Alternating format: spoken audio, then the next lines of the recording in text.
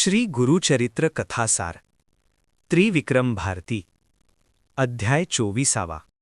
श्री गणेशाय नमः. सिद्ध म्हणाले, नामधारका, कुमसी गावचे त्रिविक्रम महामुनी आपली दांभिक संन्यासी म्हणून लोकांमध्ये निंदा करत आहेत, हे श्रीगुरु नृसिंह सरस्वतींनी जाणले होते.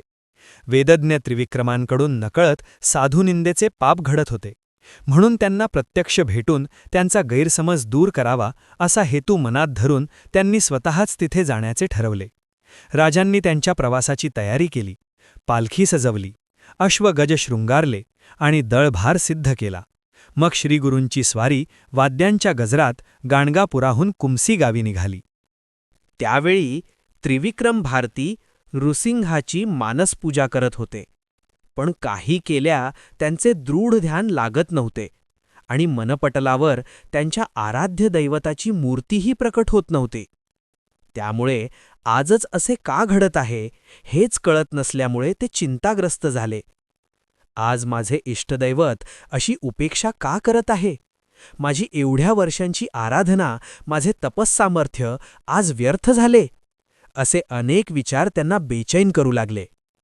त्यांनी डोळे उघडून पाहिले तेव्हा नदीतीरावरून श्रीगुरूंची पालखी येताना दिसली.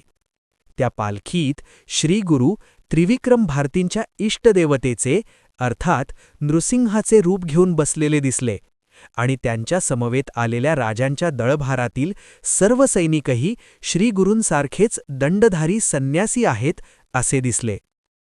ते दृश्य पाहून त्रिविक्रम भारतींना मोठे आश्चर्य वाटले. त्यांचा सर्व ताठा, ज्ञानाचा अहंकार क्षणार्धात गळून पडला. आपण जे पाहत आहोत तो भ्रम आहे की सत्य हेच त्यांना कळेना. ते पालखीपाशी धावले आणि तीत विराजमान असलेल्या नृसिंहांना, आपल्या इष्टदेवतांना वंदन करून विनम्रतेने म्हणाले, महाराज, तुम्ही नृसिंह रूपाने दर्शन देऊन मला धन्य केले आहे. तुमच्या समवेत असलेली ही सर्व दंडधारी यती मंडळीही एकसारखी दिसत आहेत. तुमचे स्वरूप अचिंत्य आहे, ते मज पामराला कसे कळणार? म्हणून माझी तुमच्या चरणी अशी प्रार्थना आहे की या दासावर कृपा करून त्याला निज स्वरूपात दर्शन द्या. त्रिविक्रम भारतींनी श्रीगुरूंची मनःपूर्वक स्तुती केली. त्यामुळे प्रसन्न झालेल्या श्रीगुरूंनी आपली योगमाया आवरून त्यांना आपले तेजस्वी निजरूप दाखवले आणि म्हणाले, तुम्ही आमची निंदा करता, आम्हाला दांभिक म्हणता.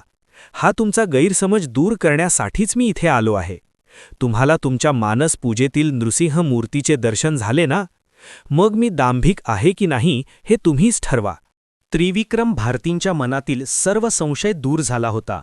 श्रीगुरू व आपले दैवत एकच आहेत आणि श्रीगुरू हेच चराचरी व्याप्त परमात्मा आहेत याची त्यांना खूण पटली होती. ते श्रीगुरूंना शरण गेले आणि त्यांच्याकडून अज्ञानाने घडलेल्या चुकीची क्षमा मागून म्हणाले, गुरुदेव, तुम्ही करुणासागर आहात, या बालकाचा उद्धार करा. तेव्हा ते म्हणाले, वत्स, तुमच्या भक्तीवर मी प्रसन्न आहे. तुम्हाला सद्गती प्राप्त होईल.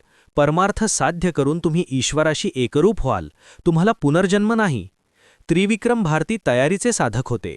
त्यांचा अल्पदोष दूर करणे आवश्यक होते. ते साध्य करून श्रीगुरूंनी त्यांचा उद्धार केला आणि ते गाणगापुरात आले. नामधारका, गुरूंना साधारण व्यक्ती समजण्याची चूक कधीच करू नये. ते त्रिदेवांचे एकत्रित सामर्थ्य असलेले परात्पर परब्रह्म स्वरूप असतात.